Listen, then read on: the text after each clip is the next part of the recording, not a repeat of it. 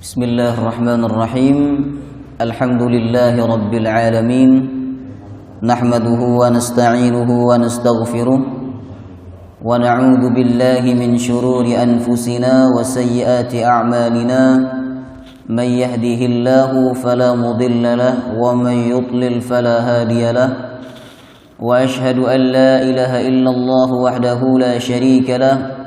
وأشهد أن محمدا عبده ورسوله لا نبي ولا رسول بعده اللهم صل وسلم على نبينا محمد وعلى آله وصحبه أجمعين قال الله تعالى في القرآن الكريم يا أيها الذين آمنوا اتقوا الله حق تقاته ولا تموتن إلا وأنتم مسلمون يا أيها الذين آمنوا اتقوا الله وقولوا قولا سديدا يصلح لكم أعمالكم ويغفر لكم ذنوبكم ومن يطع الله ورسوله فقد فاز فوزا عظيما اللهم إنا نسألك علما نافعا ورزقا طيبا وعملا متقبلا اللهم أنت يا ميسر يسر أمورنا أمور الدنيا والآخرة آمين يا رب العالمين. Hadirin hadirat jamaah rahimakumullah. Assalamualaikum warahmatullahi wabarakatuh. Alhamdulillah, kita bersyukur kepada Allah Subhanahu wa taala. Di pagi hari yang penuh dengan berkah ini, kita kembali dipertemukan oleh Allah dalam majelis ilmu, majelis yang sangat mulia. Kita berkumpul pagi hari ini untuk kembali membaca, memahami, dan mengambil pelajaran dari perjalanan hidup sosok manusia yang paling kita cintai, yang paling kita harapkan syafaatnya pada hari kiamat nanti, yaitu Nabi kita Nabi Muhammad sallallahu alaihi wasallam. Saya dan Bapak Ibu berharap dengan kajian sirah ini kecintaan kita kepada beliau semakin bertambah, karena mahabbatur Rasulillah, cinta kepada Rasulullah itu bagian daripada iman. Nabi bersabda dalam riwayat Imam Al-Bukhari, la yu'minu ahadukum hatta akuna ahabba ilaihi min waladihi wa walidihi wan nasi ajma'in. Tidaklah seseorang itu beriman, yang dimaksud adalah tidak sempurna imannya seseorang sehingga dia mencintai saya melebihi orang tuanya, melebihi anaknya, dan melebihi semua manusia. Maka semoga dengan kajian ini kecintaan kita kepada Allah dan Rasulnya semakin bertambah. Amin ya rabbal alamin. Jamaah rahimakumullah, ini kajian sirah pertemuannya sudah kesekian kali, saya lupa ini. Sudah pertemuan keberapa ini? Ada yang ingat? Tapi insya Allah materinya masih ingat nggih? Ada yang ingat di luar kepala, ada yang ingat di dalam kepala. Ini sudah kesekian kalinya jemaah rahimakumullah, dan sudah beberapa poin yang kita bahas dari sirah Nabi Muhammad sallallahu alaihi wasallam. Mulai dari pentingnya belajar sirah Nabi, ini sudah kita bahas. Kemudian kita juga sudah bahas hikmah dipilihnya tanah Arab sebagai tempat diutusnya Rasulullah sallallahu alaihi wasallam. Kemudian kita juga sudah bahas tentang nasab Rasulullah sallallahu alaihi wasallam dan hikmah kenapa beliau dipilih oleh Allah dari nasab yang mulia. Ini juga sudah kita bahas. Kemudian kita juga sudah bahas tentang nasab orang yang paling dekat kepada Rasulullah, yaitu ayah dan ibu Rasulullah sallallahu alaihi wasallam. Kita sudah bahas bagaimana kisah ayah handa Rasulullah sallallahu alaihi wasallam, dan juga kita sudah bahas bagaimana kisah ibunda Rasulullah sallallahu alaihi wasallam. Kemudian setelah itu kita masuk kepada masa kelahiran Rasulullah. Ini juga sudah kita bahas. Kemudian masuk pada masa penyusuan Rasulullah. Ini juga sudah kita bahas. Ya. Yang berikutnya masuk pada masa kanak-kanak Rasulullah. 4 tahun sampai umur 6 tahun Nabi bersama siapa? Bersama ibundanya Aminah. Kemudian umur 6 tahun sampai umur 8 tahun beliau bersama kakeknya Abdul Muttalib. Karena ketika beliau berumur 6 tahun ibundanya meninggal dunia. Ketika beliau berumur 8 tahun kakeknya meninggal dunia. 2 tahun bersama ibunya, 2 tahun bersama kakeknya. Setelah kakeknya meninggal dunia, maka kepengasuhan itu diwasiatkan oleh Abdul Muttalib kepada pamannya, paman Nabi yang bernama Abu Talib. Dipilihnya Abu Talib sebagai pengganti Abdul Muttalib karena memang Abu Talib itu satu saudara kandung dengan ayah Nabi Muhammad sallallahu alaihi wasallam. Sebab bapak ibu dalam sejarahnya Abdul Muttalib itu memiliki 4 orang istri. Ngoten. Jadi tidak semua paman-paman Nabi itu satu ibu. Ngoten. Nah, yang satu ibu dengan ayahnya Rasulullah itu hanya 2. Pertama Abu Talib, yang kedua Az-Zubair. Itu hanya 2 yang laki-laki. Kemudian peristiwa-peristiwa penting semasa pengasuhan Abu Talib juga sudah kita bahas, ya. Kemudian kita juga sudah bahas masa remajanya Rasulullah. Dan juga kita sudah bahas pernikahan Rasulullah dengan Khadijah radhiyallahu anha. Kemudian pertemuan pagi hari ini kita akan bahas peristiwa penting setelah pernikahan dan sebelum kenabian. Peristiwa pertama yang terjadi pada Rasulullah sallallahu alaihi wasallam adalah beliau berpartisipasi dalam renovasi Ka'bah. Memang Allah Subhanahu wa taala menjadikan Nabi Muhammad itu banyak terlibat dalam kegiatan sosial, supaya ketika beliau diangkat menjadi nabi dan rasul, beliau paham betul bagaimana kondisi masyarakatnya. Termasuk kegiatan sosial saat itu di mana Nabi terlibat adalah renovasi Ka'bah.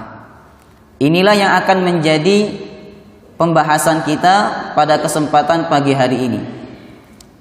Sebelum kita masuk bagaimana partisipasi Nabi dalam renovasi Ka'bah, terlebih dahulu kita perlu ketahui tentang keagungan Ka'bah, Bapak Ibu. Yang pertama, Ka'bah itu bangunan yang pertama kali ada di atas muka bumi. Ka'bah bangunan yang pertama kali ada di atas muka bumi. Ini sebagaimana firman Allah dalam surah Ali Imran ayat 96. Juz 4 awal, posisi sebelah kiri paling tengah. Sebagaimana firman Allah di surah Ali Imran ayat 96. Inna awwala baitin wudi'a lin-nasi lalladzi bi Bakkah mubarakah. Sesungguhnya rumah pertama yang dibangun oleh Allah Subhanahu wa taala adalah Ka'bah yang ada di Bakkah. Bakkah itu nama lain dari kota Mekah. Kita harus percaya ini jemaah rahimakumullah. Karena yang mengatakan ini adalah Allah Subhanahu wa taala. Kalau kita tidak percaya bahwa Ka'bah itu bangunan pertama yang ada di atas muka bumi, berarti kita telah mengingkari satu ayat Al-Quranul Karim, Ali Imran ayat 96. Dan itu dianggap keluar dari Islam. Kemudian yang kedua, Ka'bah sebagai pusat ibadah manusia saat itu. Jadi berbagai macam manusia dari segala penjuru dunia, dari Yaman, dari Syam, dari Mesir, mereka datang ke Mekah untuk melaksanakan ibadah di Ka'bah. Sebagaimana firman Allah di Quran surah Al-Maidah ayat 97. Allah Subhanahu wa taala berfirman, Al-Ka'batal Baital Haram qiyaman linnas. Allah Subhanahu wa taala menjadikan Ka'bah Baital Haram sebagai rumah yang suci, qiyaman linnas. Qiyaman linnas sebagai tempat ibadah bagi manusia. Maka wajar Bapak Ibu jika Nabi Muhammad sallallahu alaihi wasallam diutus oleh Allah di kota Mekah, karena memang kota Mekah saat itu menjadi pusat perkumpulan manusia, sehingga Islam sangat mudah tersebar ke segala penjuru dunia. Kemudian yang ketiga, posisi Ka'bah sejajar dengan Baitul Ma'mur. Ini ada dalam hadis Bukhari Muslim yang dikutip oleh Imam Ibnu Katsir dalam tafsirnya. Ketika beliau menafsirkan surah Thaha wal Baitil Ma'mur. Jadi Ka'bah itu posisinya kalau ditarik itu sejajar dengan Baitul Ma'mur. Baitul Ma'mur adalah Ka'batu ahlis sama. Ka'bahnya penduduk langit, ya. Ka'bahnya penduduk langit.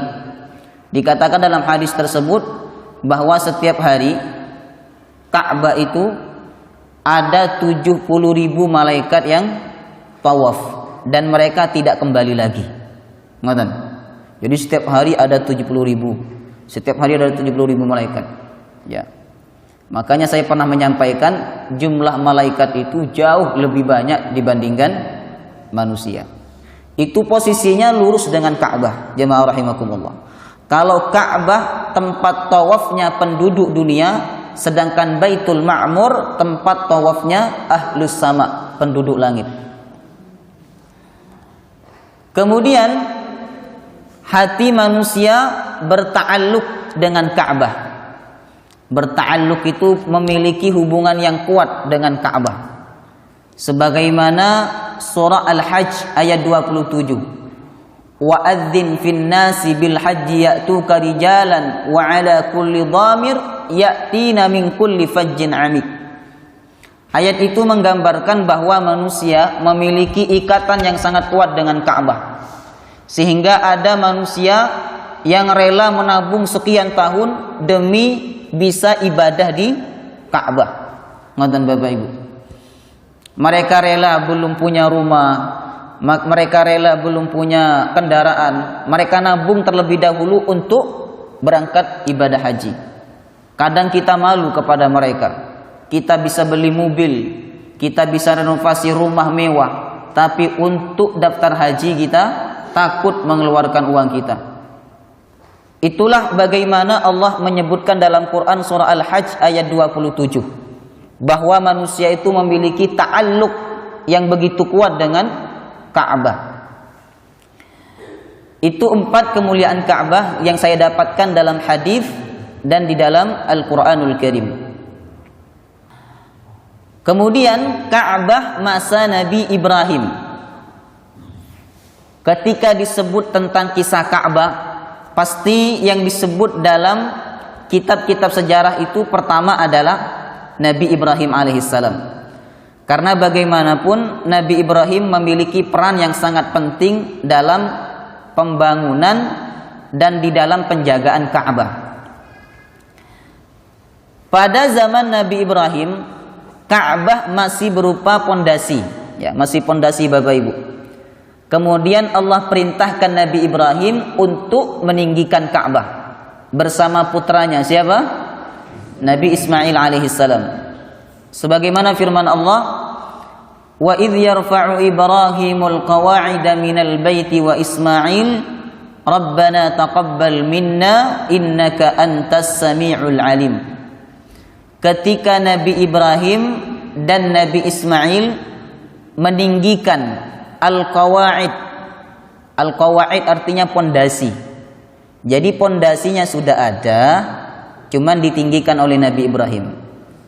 Nah, karena bangunan Ka'bah ini bukan dibangun oleh Nabi Ibrahim. Tadi di awal sudah kita pelajari Ka'bah itu bangunan pertama yang ada di muka bumi. Nabi Ibrahim hanya meninggikan pondasinya. Saat itu beliau dibantu oleh putranya yang bernama Ismail. Ini pelajaran penting dalam pendidikan anak, bahwa ketika kita melakukan perbuatan baik, ajaklah anak itu terlibat di dalamnya, sehingga mereka terbiasa melakukan perbuatan itu dan melanjutkan kebaikan-kebaikan yang pernah kita lakukan sewaktu hidup. Setelah Nabi Ibrahim alaihissalam selesai meninggikan Ka'bah bersama putranya Nabi Ismail, beliau berdoa kepada Allah, Rabbana taqabbal minna innaka antas sami'ul alim. Rabbana, Tuhan kami, taqabbal minna, terima amal kami, innaka antas sami'ul alim, sesungguhnya engkau maha mendengar lagi maha mengetahui. Ini harapan Nabi Ibrahim, Bapak Ibu. Dan ini pelajaran bagi kita semua, bahwa selesai beramal itu jangan sampai kita lepas dari amal kita. Kita harus berharap kepada Allah agar amal itu diterima. Nabi Ibrahim, sekelas Nabi Ibrahim yang tidak diragukan lagi keikhlasannya, dia meninggikan Ka'bah karena diperintah oleh Allah. Tapi meskipun demikian, setelah beramal, beliau masih berharap kepada Allah agar amalnya diterima. Rabbana taqabbal minna innaka antas sami'ul alim. Ya Allah, terima amal kami, sesungguhnya engkau maha mendengar lagi maha mengetahui. Nabi Ibrahim dan Nabi Ismail meninggikan Ka'bah dengan cara menumpuk-numpuk batu besar tanpa ada perekatnya, Bapak Ibu. Nggak ada, dulu kan nggak ada semen ya, nggak ada. Jadi beliau hanya tumpuk-tumpuk batu yang besar tanpa ada perekatnya. Adapun tingginya dikatakan dalam banyak kitab sirah, fauqal qamah, setinggi badan manusia. Ya, setinggi badan manusia. Itu kondisi Ka'bah setelah ditinggikan oleh Nabi Ibrahim dan Nabi Ismail. Sekarang kita masuk renovasi Ka'bah pada masa Quraisy. Ya. Sebelum direnovasi oleh suku Quraisy, Ka'bah tidak ada atapnya. Jadi Ka'bah yang dibangun oleh Nabi Ibrahim itu tidak ada atapnya, jemaah. Dan pintunya sejajar dengan kaki manusia. Sehingga apa yang terjadi? Sering terjadi pencurian barang-barang yang ada di dalam Ka'bah. Jadi marwahnya Ka'bah itu sangat rusak ketika ada orang masuk ke Ka'bah mengambil barang-barang yang ada di dalam Ka'bah. Nah, isinya Ka'bah pada saat itu, Bapak Ibu, isinya adalah, kalau bahasa Indonesianya, sesajen. Ya, karena di dalam Ka'bah itu ada berhala-berhala di zaman jahiliyah. Nah, sesajen itu dipersembahkan oleh mereka kepada berhala. Ya. Tapi ketika malam hari sesajen itu hilang. Kata mereka dimakan oleh berhalanya, padahal diambil orang gitu. Jadi sering terjadi pencurian barang-barang yang ada di dalam Ka'bah. Karena apa? Pertama, Ka'bah itu tidak ada atapnya. Yang kedua, pintu Ka'bah itu posisinya sejajar dengan kaki manusia.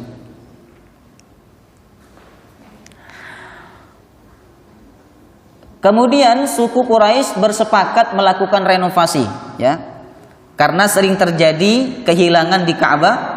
Kemudian tekad mereka itu semakin kuat ketika dinding Ka'bah rusak akibat banjir bandang.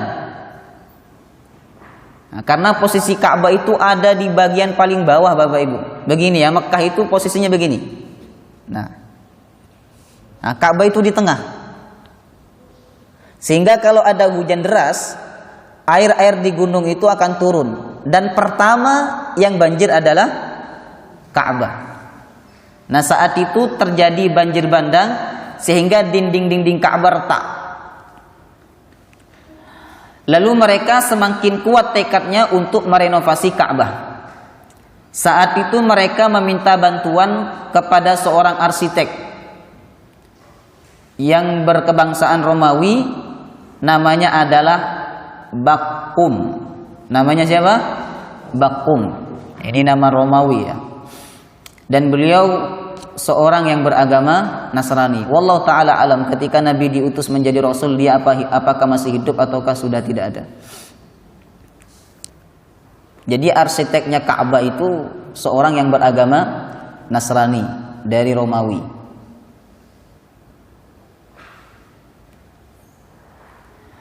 Sekarang sumber dana renovasi Ka'bah. Jadi orang Quraisy itu tidak hanya punya tekad yang kuat untuk merenovasi Ka'bah, tapi juga mereka memikirkan sumber dana dalam renovasi Ka'bah. Dana dalam renovasi Ka'bah benar-benar dipersiapkan oleh mereka dari harta yang suci atau halal. Ada seorang tokoh di antara mereka yang bernama Abu Wahab bin Amr berkata, ini tokoh sepuh di antara mereka. Kata beliau, jangan menerima sesuatu apapun yang tidak baik dalam rangka renovasi Ka'bah ini. Jangan ada sesuatu yang sumbernya dari perzinaan, karena saat itu memang zina merajalela. Kemudian jangan ada sesuatu dari harta riba. Kemudian jangan ada sesuatu dari hasil penganiayaan, penipuan terhadap seseorang. Ini komitmen yang disampaikan oleh sesepuh mereka ketika hendak merenovasi Ka'bah. Tidak boleh menggunakan harta yang haram, harta yang tidak jelas. Pernah ada seseorang di antara mereka, Bapak Ibu, ketika terjadi banjir bandang, Ka'bah kan retak, rusak Ka'bah itu. Setelah selesai banjir, ada seseorang yang mengambil kayu bekas banjir, diambilnya kayu itu kemudian disanggahkan ke Ka'bah. Ketika dia ingin menyanggahkan kayu itu ke Ka'bah, tiba-tiba muncul ular yang hampir-hampir saja mematok orang tersebut. Artinya apa? Allah tidak mau kalau Ka'bah itu dibangun dengan sesuatu yang tidak jelas. Ngoten. Sesuatu yang tidak jelas saja Allah tidak ridha, apalagi yang haram. Oleh karena itu masyarakat Quraisy saat itu bersepakat bahwa tidak boleh menggunakan harta yang tidak jelas atau harta yang haram di dalam renovasi Ka'bah. Mereka bersepakat untuk menggunakan harta yang suci atau halal. Maka setelah dananya terkumpul, Bapak Ibu, mereka lakukan renovasi Ka'bah. Baik, perasaan takut saat ingin merobohkan Ka'bah. Perasaan takut saat ingin merobohkan Ka'bah. Setelah sumber dana sudah siap, maka tibalah saatnya merobohkan Ka'bah untuk direnovasi. Tapi mereka takut untuk merobohkannya. Kenapa takut? Karena yang akan mereka robohkan itu bukan bangunan biasa. Mereka takut terjadi apa yang pernah terjadi kepada Raja Abraha. Saat itu Raja Abraha, ya 50 hari sebelum Nabi lahir, Raja Abraha datang dari Yaman. Kemudian tujuannya adalah untuk menghancurkan atau merobohkan Ka'bah. Ketika dia sampai di Maghmas, perbatasan kota Mekah, ketika dia sampai di perbatasan kota Mekah, Allah Subhanahu wa taala kirimkan azab. Burung yang datang berkelompok-kelompok lalu menjatuhkan batu kepada mereka, dan mereka seperti daun yang dimakan ulat. Mereka takut kejadiannya seperti itu, sehingga tidak ada yang berani di antara mereka untuk merobohkan Ka'bah. Kemudian ada seseorang yang juga sepuh, ya, tokoh sepuh di antara mereka, namanya Al-Walid bin Mughirah. Ini nanti ketika Nabi diangkat menjadi Rasul, beliau adalah, bukan beliau ya, dia adalah orang yang ingkar kepada Rasulullah SAW. Bahkan Allah buatkan surat khusus untuk menghina Al-Walid bin Mughirah, yaitu Quran surah Al-Qalam. Seorang yang bernama Al-Walid bin Mughirah memberanikan diri sambil berkata, "Wahai suku Quraisy, apakah tujuan kalian menghancurkan Ka'bah untuk memperbaiki Ka'bah atau untuk menghinakan Ka'bah? Mereka menjawab, tentu untuk memperbaiki Ka'bah, bukan untuk menghinakan Ka'bah. Lalu Al-Walid berkata, kenapa kalian takut? Kata Al-Walid, kenapa kalian takut? Tapi saat itu mereka tetap takut, jemaah rahimakumullah. Akhirnya Al-Walid memberanikan diri untuk merobohkan Ka'bah. Seharian saat itu Al-Walid kerja sendiri. Seharian itu dia kerja sendiri. Karena tidak ada yang berani. Mereka ingin melihat apakah dampak yang akan terjadi kepada Al-Walid. Kalau tidak ada dampak apa-apa, maka besoknya mereka akan ikut merobohkan Ka'bah. Ngoten. Ternyata saat itu Al-Walid setelah merobohkan Ka'bah, beberapa bagian daripada Ka'bah itu tidak terjadi apa-apa. Sampai besoknya pun juga tidak terjadi apa-apa. Akhirnya masyarakat Quraisy saat itu berbondong-bondong untuk merobohkan Ka'bah. Ngoten jemaah rahimakumullah. Jadi perasaan takut saat ingin merobohkan Ka'bah itu karena mereka takut terjadi apa yang pernah terjadi kepada Raja Abraha. Kemudian partisipasi Nabi dalam renovasi Ka'bah. Nah, ini kita masuk pada inti pembahasan. Ketika Nabi berusia 35 tahun, beliau terlibat langsung dalam renovasi Ka'bah. Setelah diterjang banjir besar yang meretakkan dinding-dinding Ka'bah, beliau ikut serta bersama masyarakat mengangkut batu-batu untuk pemugaran Ka'bah. Ini sebagaimana riwayat Imam Al-Bukhari dan Imam Muslim. Saat itu beliau pergi bersama pamannya untuk membantu ngangkat batu.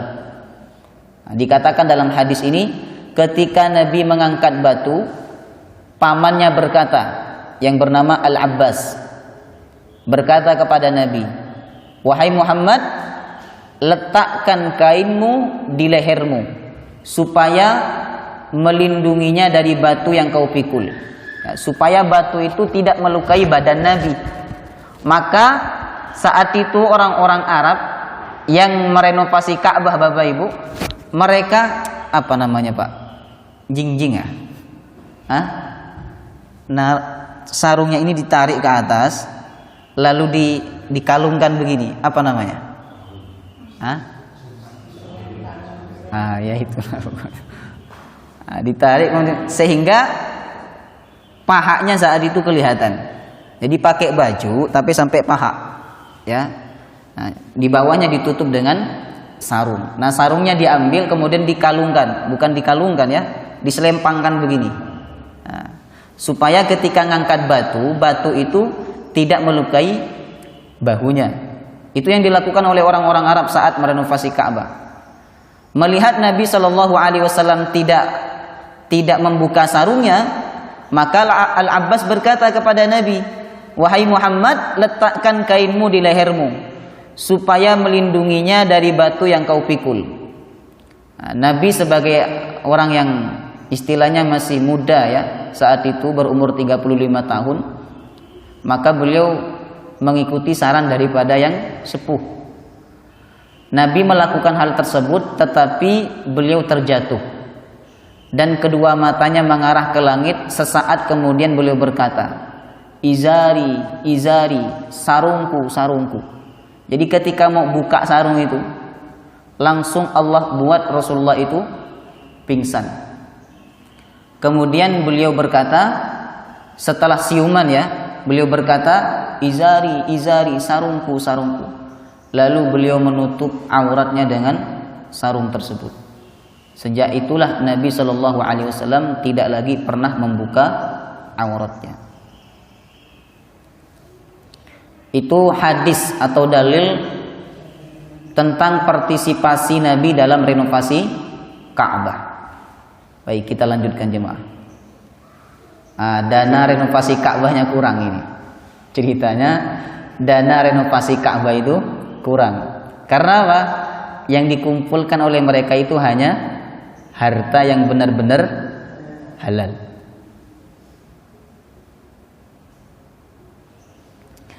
Nah, karena dana renovasi Ka'bahnya kurang, jemaah rahimakumullah, sebab harta halal mereka mungkin tidak banyak ya, yang banyak harta kotor, harta riba, dagang nipu orang, harta menzolimi orang, harta perzinaan, harta mungkin hasil rampasan perang, ngoten.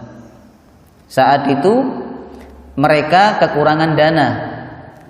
Karena dananya kurang, maka bentuk Ka'bah yang pada asalnya seperti huruf D, cuman bagian belakangnya itu lebih menonjol dibandingkan huruf D, Bapak Ibu. Begini ya. Paham? Ini bentuk asal Ka'bah sejak zaman Nabi Ibrahim alaihissalam. Bentuk asalnya itu bukan kubus ya, tapi D, seperti huruf D.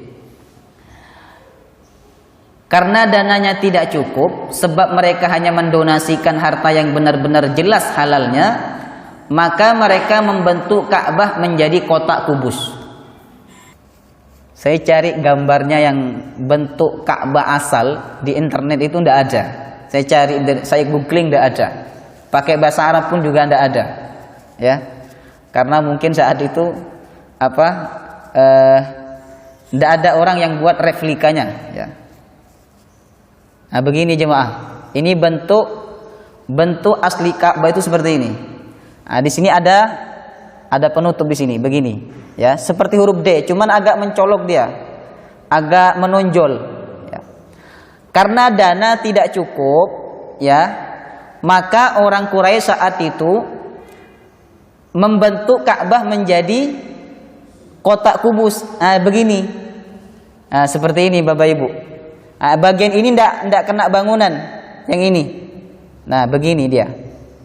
Karena dananya tidak cukup. Paham ya? Nah, begini. Karena dananya tidak cukup, jadi dia agak mencolok begini. Nah, karena dananya tidak cukup, maka dijadikan kubus sama orang Quraisy saat itu begini. Nah, sehingga ada lebihnya. Nah, untuk menandai bahwa lebihnya itu bangunan, termasuk bangunan Ka'bah, maka mereka kasih lingkaran yang sekarang disebut apa itu? Paham kan? Hijr Ismail.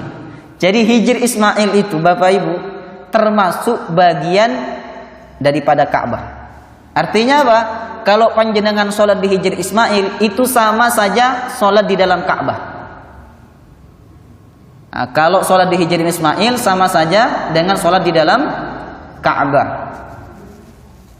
Nah, cuman bedanya, kalau sholat di Hijr Ismail itu harus ngadepnya benar-benar ke Ka'bah. Tapi kalau di dalam Ka'bah, panjenengan sholat boleh menghadap kemana saja. Rakaat pertama menghadap ke utara, rakaat kedua menghadap ke selatan, rakaat ketiga menghadap ke timur, rakaat keempat menghadap ke barat, boleh kalau di dalam Ka'bah. Tapi kalau di Hijr Ismail, maka harus menghadap ke Ka'bah. Posisinya harus tetap menghadap ke Ka'bah. Maka jemaah rahimakumullah, Hijr Ismail itu sebenarnya bagian daripada Ka'bah. Nah, cuman karena dananya tidak cukup, maka mereka jadikan bangunan Ka'bah itu bentuknya kotak kubus. Bisa dipahami nggih? Nabi tahu bahwa bangunan Ka'bah itu tidak sesuai dengan bangunan aslinya. Maka ketika itu Rasulullah SAW saat diangkat menjadi Nabi dan Rasul, sudah menjadi Nabi dan Rasul dan beliau sudah punya kekuatan di Mekah, ya. Beliau ingin merubah bentuk Ka'bah seperti bentuk yang asli. Ini ada di dalam hadis Bukhari, Bapak Ibu. Nah, cuman Nabi khawatir orang-orang Mekah saat itu yang baru saja Islam, setelah Fathu Mekah mereka Islam, Nabi khawatir mereka imannya berubah dan menuduh Nabi telah merusak bangunan Ka'bah sebab mereka tidak paham sejarah. Ngoten. Itu niat Nabi yang tidak yang tidak terwujud. Beliau ingin merubah bentuk Ka'bah seperti bentuk huruf D tadi, tapi karena khawatir masyarakat itu berubah, kembali menjadi kafir gara-gara Nabi merubah bentuk Ka'bah. Kemudian pada zaman pemerintahan Abdullah bin Zubair, sahabat Nabi, Ka'bah itu diroboh, ya, lalu dibentuk sebagaimana bentuk yang ada di zaman Nabi Ibrahim. Pada zaman siapa? Abdullah bin Zubair. Jadi Ka'bah itu dikembalikan ke bentuk semula. Karena dia mungkin baca sejarah, ya, baca hadis Nabi itu, akhirnya dia merubah Ka'bah seperti huruf D. Kemudian Bapak Ibu, di zaman Abdul Malik bin Marwan, Ka'bah itu diroboh lagi dan dikembalikan menjadi bentuk kotak kubus. Di zamannya siapa? Abdul Malik bin Marwan. Jadi setiap pergantian ini pemimpin saat itu, Ka'bah dirubah pertama seperti huruf D, kemudian dirubah lagi seperti kotak kubus, ya. Kemudian di zaman pemerintahan berikutnya ingin dirobohkan lagi, ingin dikembalikan seperti huruf D tadi. Tapi sama Imam Malik. Imam Malik itu ulama yang tinggal di Madinah. Tentu beliau juga menjadi rujukan orang-orang Mekah saat itu. Ketika ingin dirobohkan sama Imam Malik, tidak boleh, jangan dirobohkan, biarkan begitu saja, kata Imam Malik. Nanti kalau setiap raja merobohkan, maka marwah Ka'bah itu tidak ada. Maka sampai seperti itulah bangunan Ka'bah hingga saat ini, Bapak Ibu, kotak kubus. Nah, begitu kisah daripada renovasi Ka'bah. Jadi sekali lagi, bentuk aslinya Ka'bah itu bukan segi empat, bukan kotak kubus, tapi seperti huruf D, agak menonjol sedikit. Bisa dipahami? Baik. Kemudian pembahasan yang terakhir, penyelesaian konflik peletakan Hajar Aswad. Insya Allah Bapak Ibu sudah pernah dengar kisah ini atau bahkan pernah membacanya. Setelah tiba saatnya meletakkan kembali Hajar Aswad di tempat semula, yakni di pojok selatan Ka'bah, timbul pertikaian tentang siapa yang meletakkan batu itu, siapa yang berhak meletakkan batu itu. Semua kelompok yang terlibat dalam anggaran Ka'bah, mereka bersikeras meletakkannya. Bahkan nyaris saja terjadi pertumpahan darah antara mereka. Bahkan masing-masing memasukkan tangan mereka ke dalam satu wadah yang penuh dengan darah untuk menampakkan tekad yang bulat. Artinya apa? Mereka siap mati kalau tidak mereka yang meletakkan batu Hajar Aswad itu. Kemudian ada seorang sepuh di antara mereka yang bernama Abu Umayyah bin Al-Mughirah. Dia menyarankan agar menetapkan orang ketiga sebagai pemutus. Siapa dia? Yaitu orang yang pertama memasuki pintu Masjidil Haram.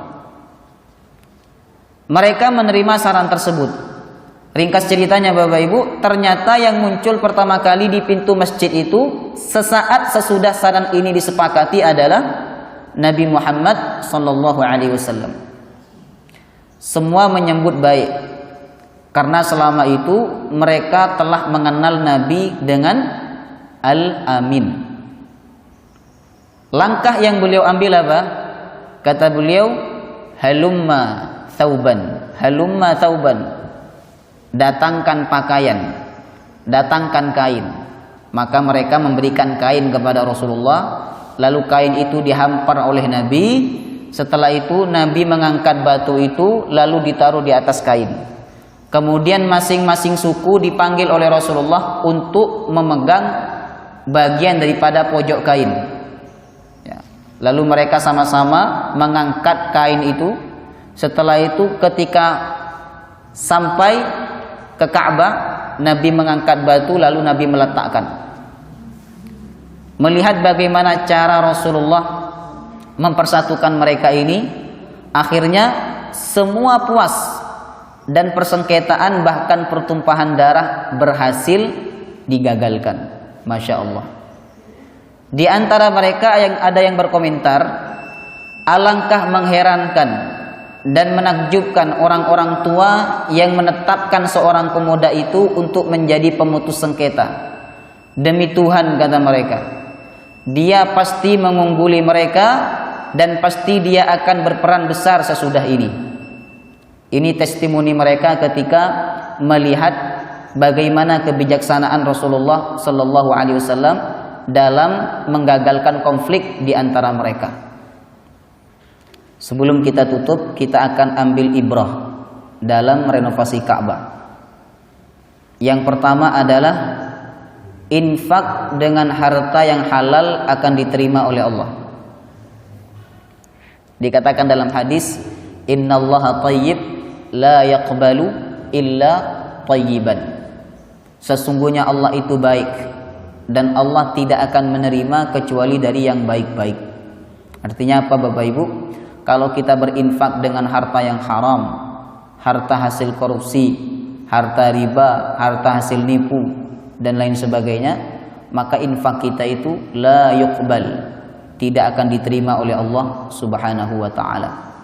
Maka infak dengan harta yang halal itu selama kita ikhlas karena Allah, mendapat jaminan dari Rasulullah bahwa infaknya diterima oleh Allah Subhanahu wa taala.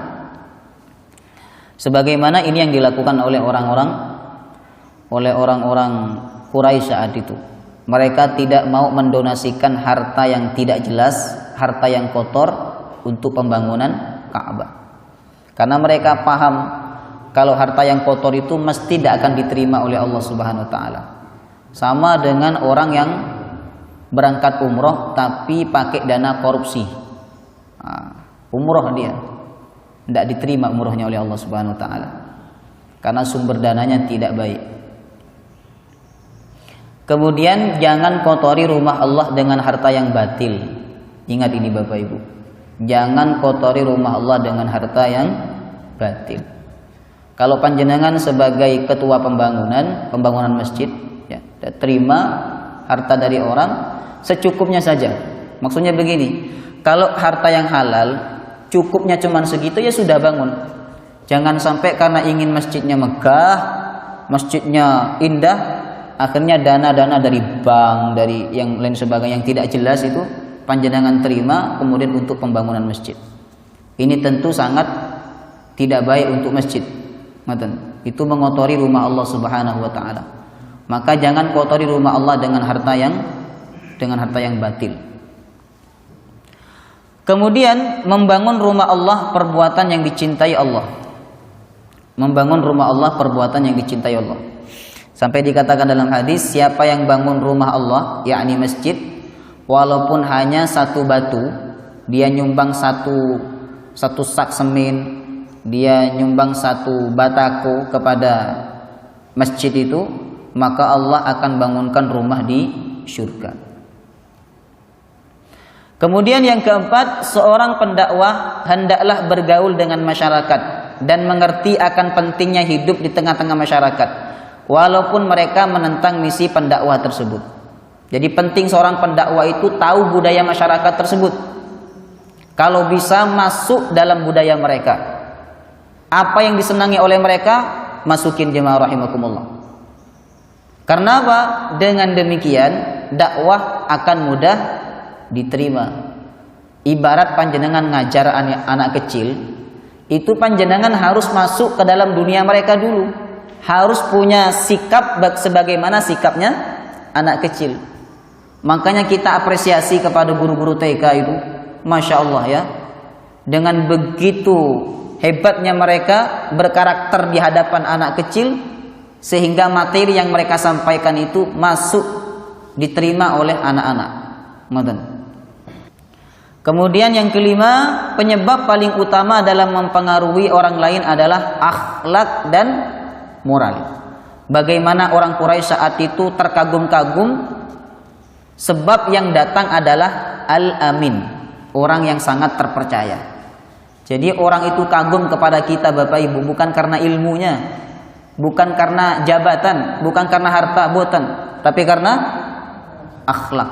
Orang punya ilmu tapi tak punya akhlak, tidak akan dihormati. Orang kaya tidak punya akhlak, tidak akan dihormati. Pemimpin tidak punya akhlak, tidak akan dihormati, kecuali akan dihormati oleh orang-orang munafik. Kemudian yang berikutnya, Nabi menghalangi terjadinya pertumpahan darah saat itu dan akan menghalau terjadinya pertumpahan darah esok setelah beliau diangkat menjadi Nabi dan Rasul, serta mampu mempersatukan manusia setelah mereka berpecah belah dalam satu bendera tauhid. Nabi akan mempersatukan mereka. Di Mekah itu ada yang menyembah patung, ada yang menyembah matahari, ada yang menyembah malaikat. Maka Nabi persatukan mereka dalam satu bendera tauhid. Kemudian yang berikutnya, Rasulullah sejak kecil dijaga oleh Allah dari perbuatan batil. Nabi ingin mengangkat auratnya, ingin membuka auratnya, tapi kemudian dibuat pingsan oleh Allah Subhanahu wa taala. Artinya apa? Allah menjaga Rasulullah dari perkara-perkara yang batil. Yang terakhir jemaah, pentingnya sosok yang dihormati dalam suatu kelompok untuk meredam suatu perselisihan jika ada permasalahan di kelompok tersebut. Nah, tadi ada seorang sepuh namanya Abu Umayyah. Dia berusaha untuk meredamkan konflik di antara mereka dengan mengatakan harus ada orang ketiga untuk menjadi pemutus di antara kita, kata dia. Ini pentingnya tokoh yang dihormati dalam satu kelompok untuk meredam suatu perselisihan. Wallahu ta'ala a'lam bis-shawab. Silakan Pak. Waalaikumsalam warahmatullahi wabarakatuh.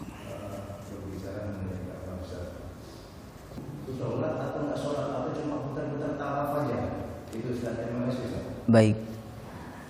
Salat itu salah satu ibadah tertua dalam agama samawi. Saya pernah sampaikan ada kurban, salat sama puasa. Itu sudah ada sejak zaman Nabi Adam, Bapak Ibu.